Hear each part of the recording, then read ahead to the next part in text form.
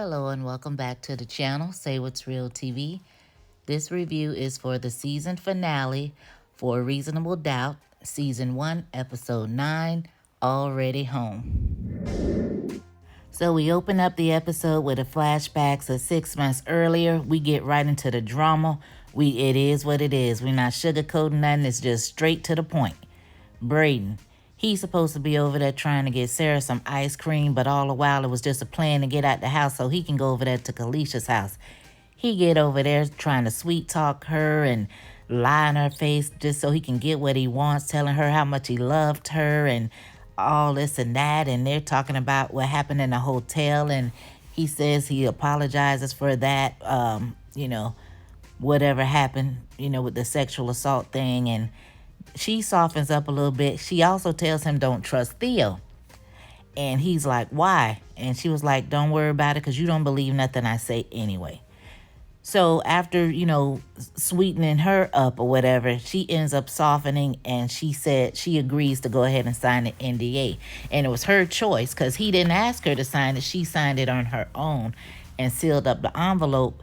And the two of them, she ends up seducing him in a sense because she says that she didn't want her last memory of him to be in the hotel when they had that type of energy in the hotel. She wanted a better memory of them having sex or whatever.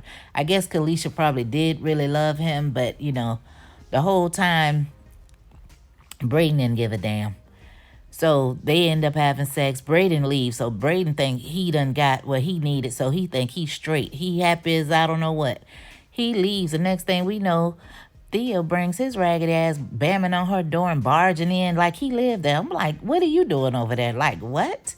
So he's like, he picks up the wine glass that was on the little end table thing, and that's how we see how his fingerprint got on the glass. So we see that. They show us that. So they tying that up real quick like. And then, he basically threatens her to tell her to keep his name out of her mouth because he's spinning the narrative that she's embezzling the money. But she said that's funny because she has proof that he is the one that's been embezzling all the money. So he ends up leaving. So we get back to Braden sitting in his car thinking, sitting on cloud nine because he's like, I got her to sign an NDA and I got me a little piece of action on, in the on top of that. Something tells him to open the envelope that Kalisha signed and sealed up. So when he opens the envelope where she's supposed to sign, she wrote FU on it. She didn't sign it. She wrote a big FU on the NDA.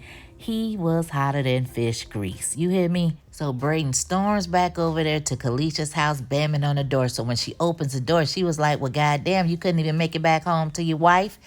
And, the two of them get into it. And she starts with all this big Willie talk in his face, talking about he just trying to get his black card back and all this and that. So I guess he got fed up. He pushes her to the ground, and she throws a wine glass at him and it breaks. So all of a sudden you see the rage building up in him as if he's the Incredible Hulk. And he's telling her, you think you're going to take my shit? You think you're going to take my shit?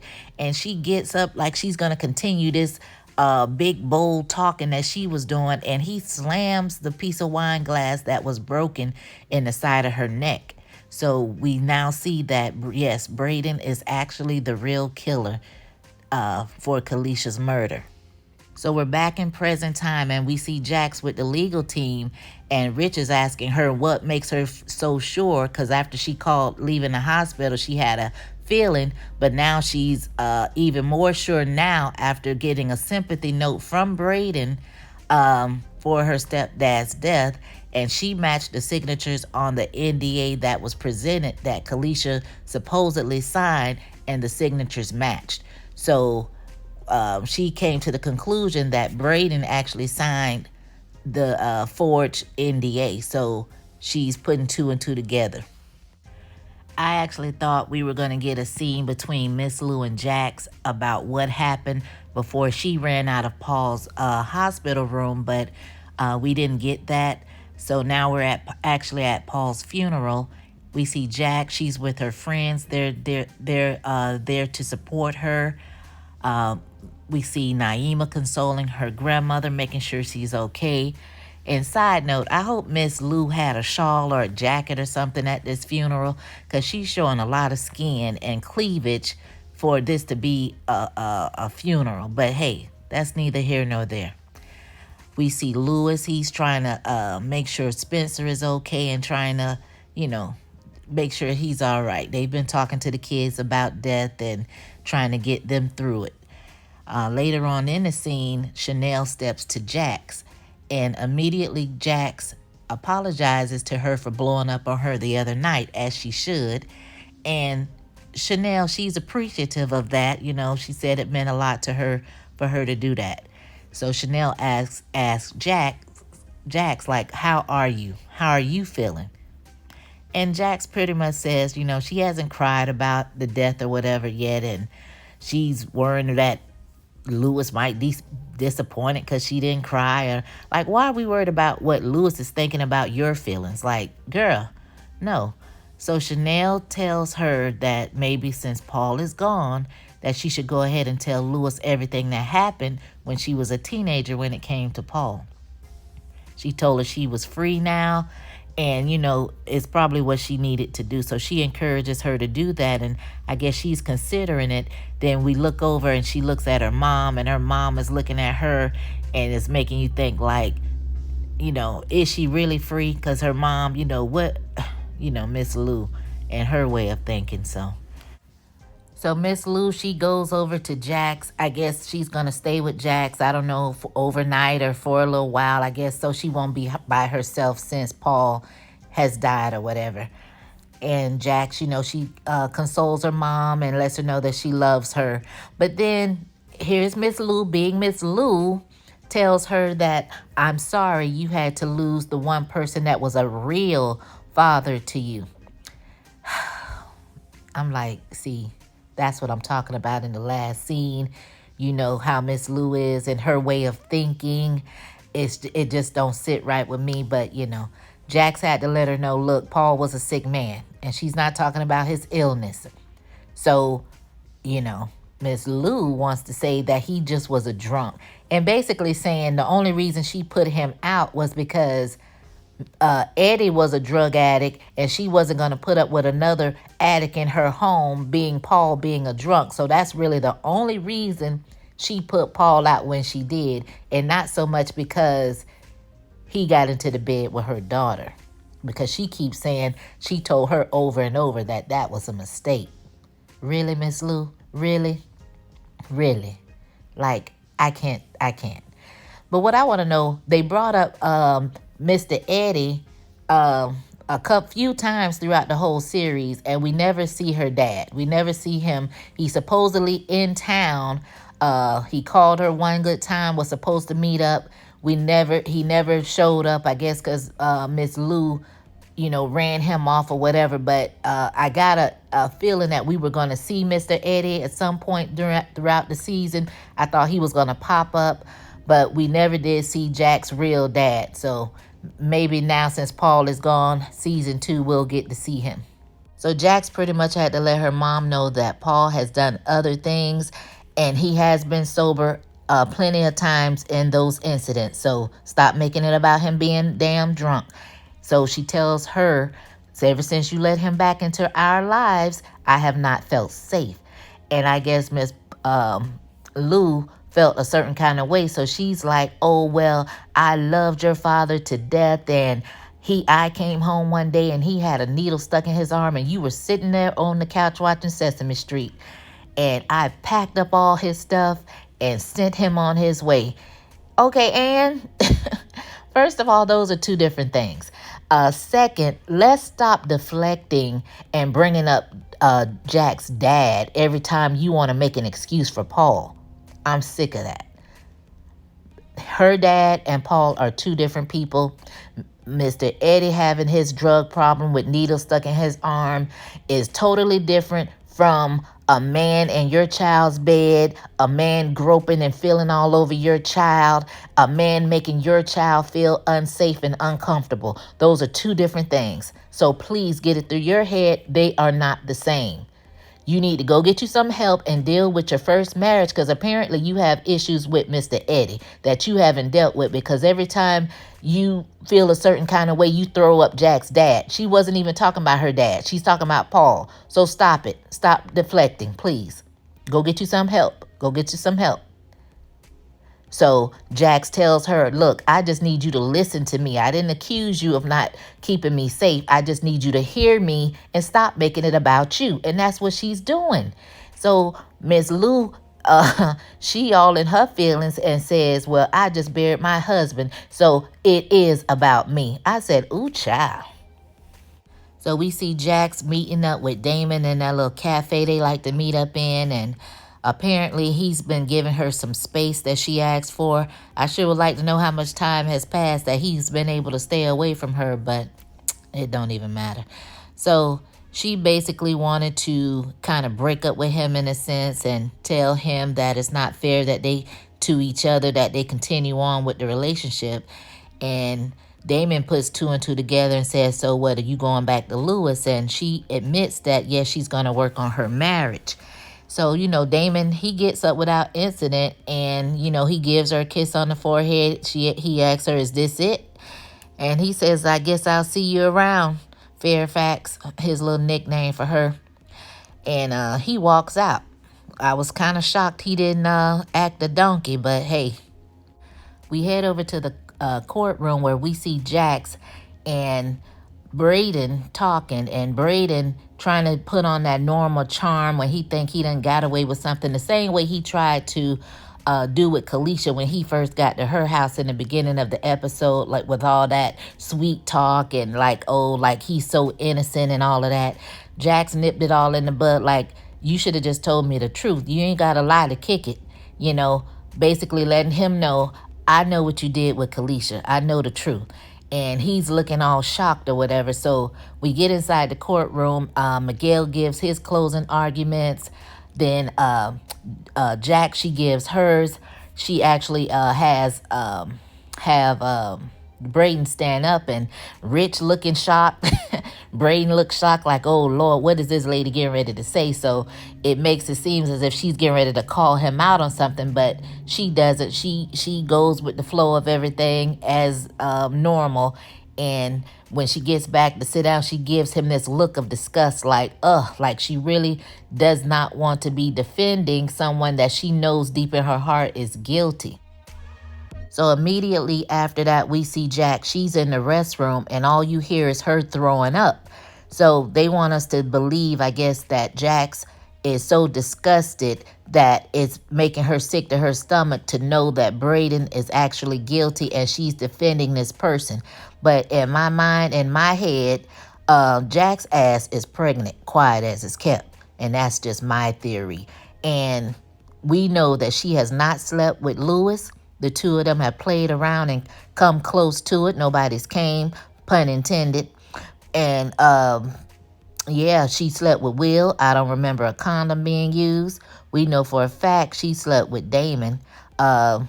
She slept with him on the kitchen counter without a condom. She caught a yeast infection and possibly a child at that time. She also slept with him in the hotel room, but we did see condoms being used in the hotel room. But hell, the damage probably was already done then. So as Jack's coming out of the bathroom stall, Kalisha is in there, and she confronts her, basically, I guess, trying to let her know that she was in court lying for Braden.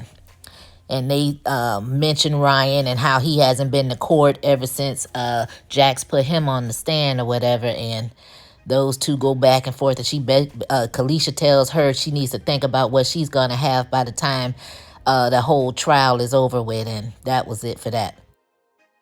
So we head over to the auto body shop where we have Damon. He's over there looking sad and depressed. And CJ is like, well, where you been at? So he was like, oh, just walking around. Jax broke up with me. I'm like, Damon, the two of you were never together. And I'm not quite sure why you're telling CJ, because CJ don't really give a damn. And then CJ was like, do you think I'm surprised?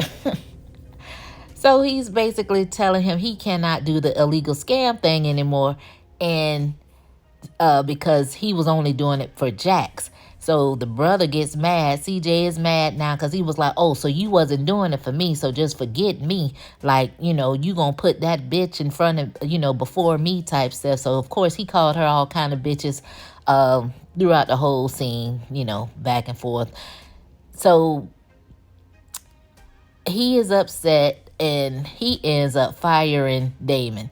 And Damon, he's distraught, like, what do you mean? It's my shop. So he has to let him know, Dad left the shop in my name. I'm the stronger son. That's why I'm the junior, blah, blah, blah.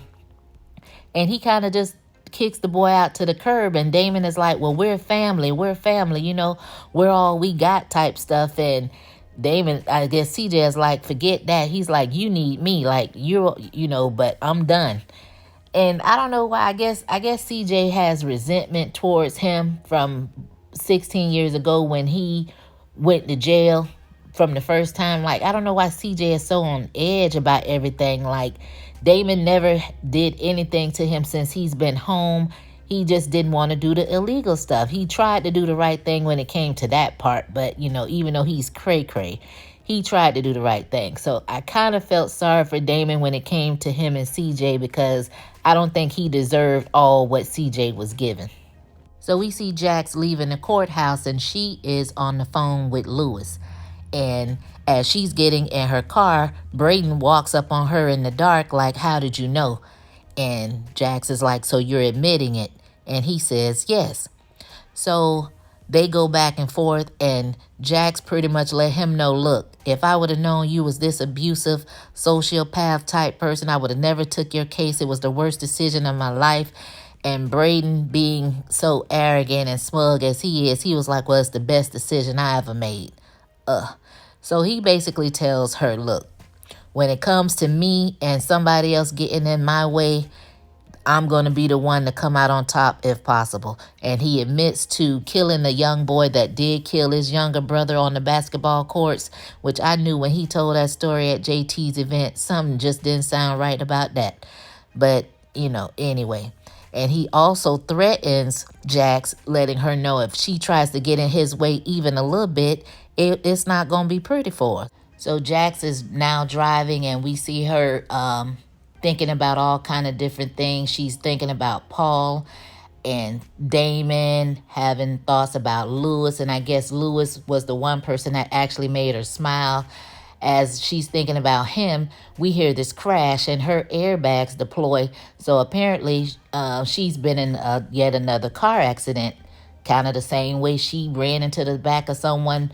Well, not someone, when she ran into the back of Lewis 16 years ago when she lost the case with Damon and was thinking about that. So anyway, she gets out of the car or whatever, and we see someone come up behind her and pretty much snatch her up. But we have no idea who it is, and you're like, oh, Lord, who is this? What is going on? So the babysitter ended up calling Lewis because Jax never showed up at home, and she said she had to go to night class and she couldn't miss her class. So Lewis is there, so he calls Jax, she doesn't answer. He calls Mama Lou and he plays it off, but he asks Mama Lou, can she get the kids real quick or whatever? And of course she knows as hell, is anything wrong? Should I be concerned, lady? No, I'm just asking you a question. So he tells her he'll drop the kids off. So he ends up tracking the Tesla because I guess, they have little tracking things in their phone that they can track the car. So he sees the location of the car. When he gets there, he sees that the car is abandoned, doors still open, her keys, the phone, the purse, all that is in the car, the front of the car all messed up and banged up.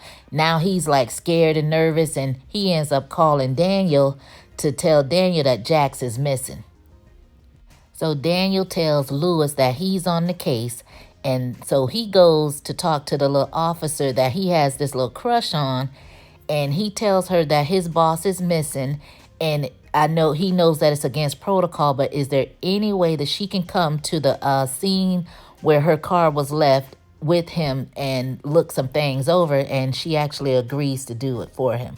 So Lewis is on a mission trying to find his wife. So he goes over to Chanel and JT's house first. I wonder why he went to Chanel first instead of Autumn or Sally. But anyway, he tells them everything that happened and what was going on, and asks Chanel, does she know who Jax was seeing? And Chanel looking like, like the last time I opened my mouth about something, I got my head chewed off. And JT looking at her like, look, woman, my friend needs some answers. This not the time to be secretive. And I'm like, JT, shut your ass up. Like, who are you to be talking about keeping secrets when you got all the secrets? But anyway, she goes ahead and tells Lewis that the guy's name is Damon. So the next scene, we see Lewis walking into the body shop. And when he goes in, we see Damon walking out with a box as if he's packing up his little stuff. So, it's like, oh, it's giving like, okay, well, if Damon's sitting in here talking to Lewis, then that means he not the one that got Jack. So, that's what the audience, that's what we thinking. Like, okay, so we see Damon, so, I guess it ain't Damon.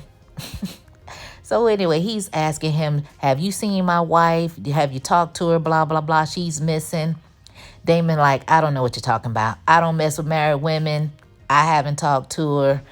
And, it's whatever. So I guess Lewis, is nothing he can do. He basically leaves his phone number, I guess, for Damon to call him if he finds out anything. So Braden gets a phone call, so he thinks that the verdict is in.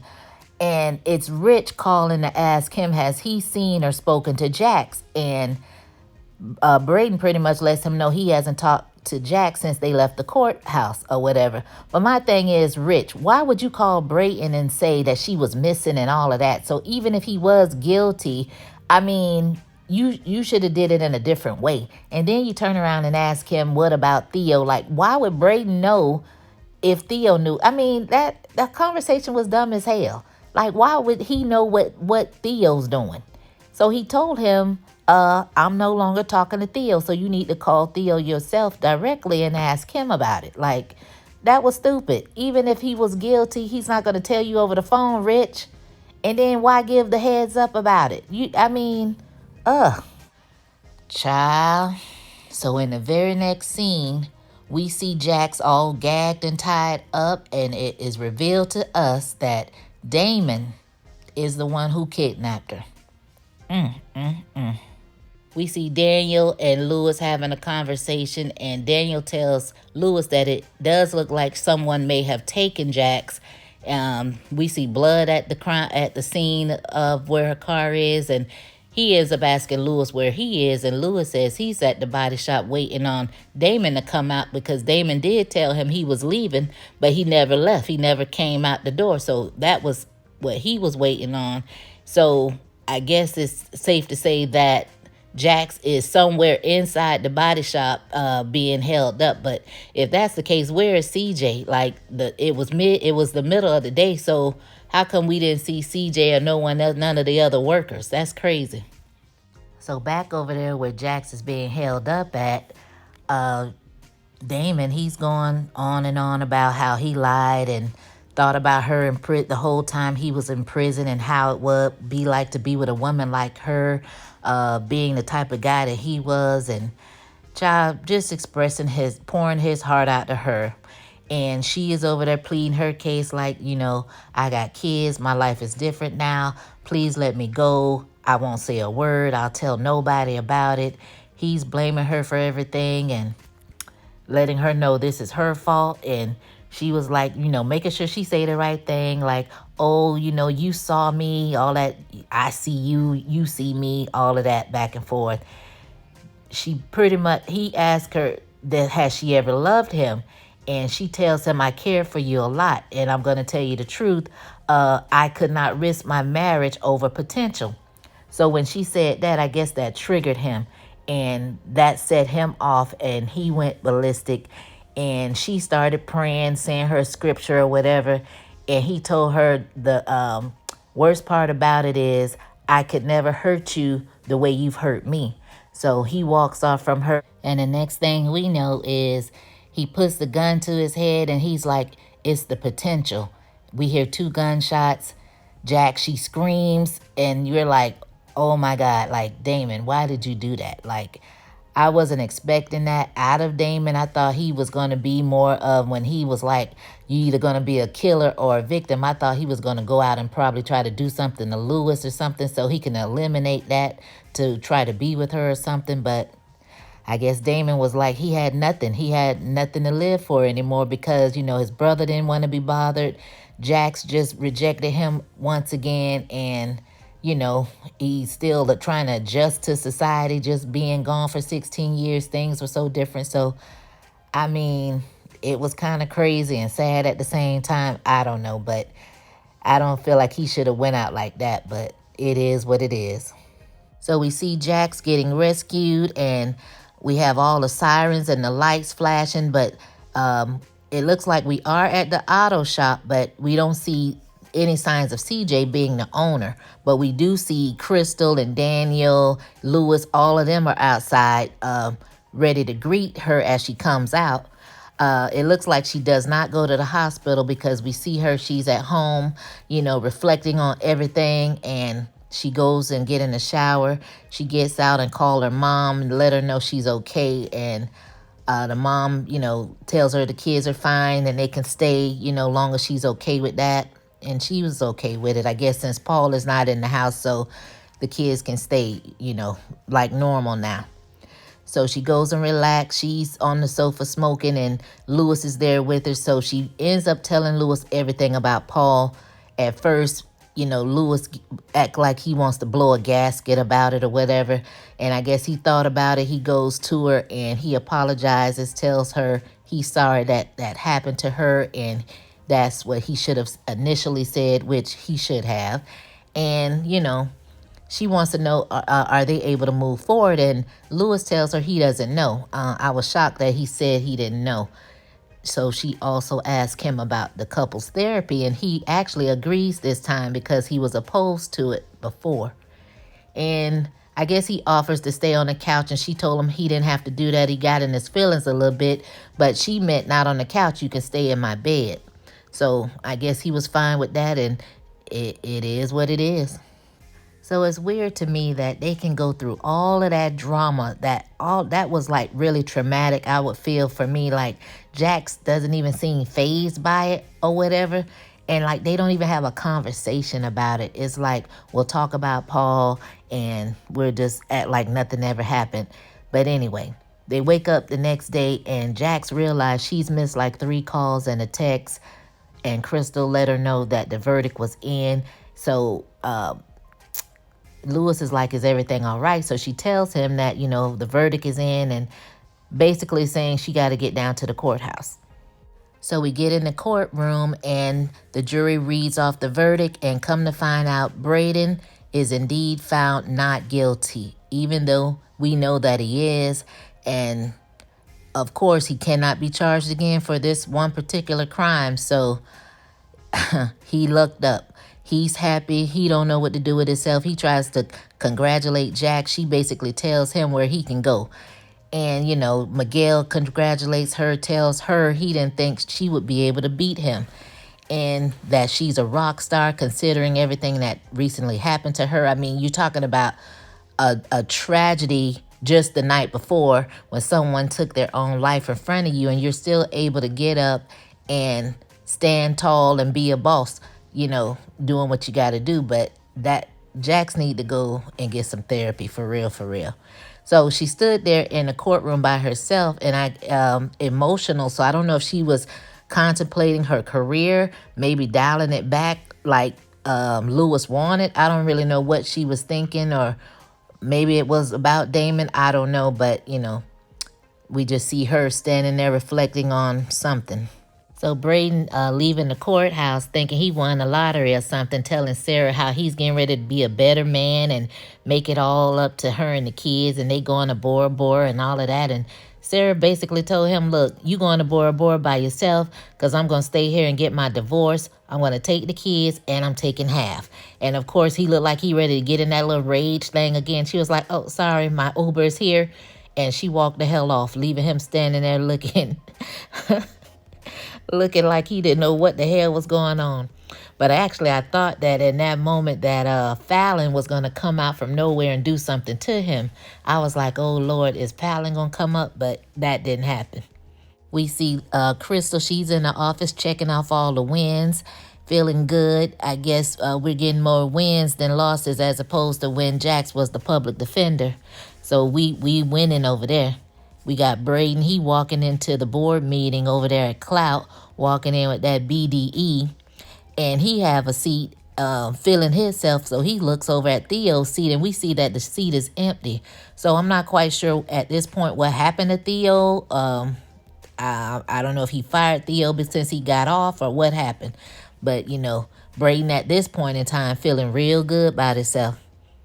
So early on in the series, Jax told Crystal to get rid of this folder that contained information concerning clout and embezzlement and all of that Theo had going on with him and Kalisha, that whatever Kalisha was trying to reveal. So she told her to get rid of the file, but apparently we saw that she didn't. She put it in her drawer for a rainy day, and I guess now is the rainy day. She sends the information, I guess, anonymously to Fallon, and Fallon gets it. She's happy with it, and she apparently turns it in, I guess, to the FBI or somebody, because later on we see Braden, he's at the job because, he's back CEO now. So basically, he's under investigation now for all of those charges because he is in charge of the company. And we know that Theo is the one that did everything, but what happened to Theo, I still don't know. I'm a little confused about Theo's disappearance because he still should be charged as well. So he's getting his karma like he should, because what he didn't pay for on the front end with Kalisha's murder, he's paying for on the back end, which that's what he gets. So what's her name? Crystal saved the day, which she probably does that a lot, but if hopefully we could see more of that. So Jax, she's running her daily morning routine jog or whatever. She gets an alert on her phone letting her know about the cloud investigation, and that makes her smile. And that makes us smile as an audience too. That's what his ass gets. So Jax, she tries to continue jogging, finishing up her run or whatever, and she gets a phone call. We see that the call is from Chanel. We see Chanel, her face is all bruised up. The camera pans over and we see Jamarion, JT, lying in a pool of blood. And apparently them two must have got into it in some kind of way. He is lying on the floor. So she calls Jax. Jax answers the phone and basically would like to know, can she call her right back or whatever. But Chanel must have explained real quick what time it was. And she was like, oh shit. So the episode ended there. That was the season finale. And hey, it was a great ride. So that's it, guys. So what did you guys think of that season finale? Did you guess that Braden was the actual killer or that Damon was the actual kidnapper? Drop down below so we can discuss it. It was a lot going on. It really was. So hopefully we can get a season 2. It really was a good series. I think people are, I guess, now just catching on towards the end of it now. So hopefully when season 2 comes around, so we're going to speak that into existence, that we get a season 2. So when it comes back, I'll be ready and start it from the beginning, reviewing it.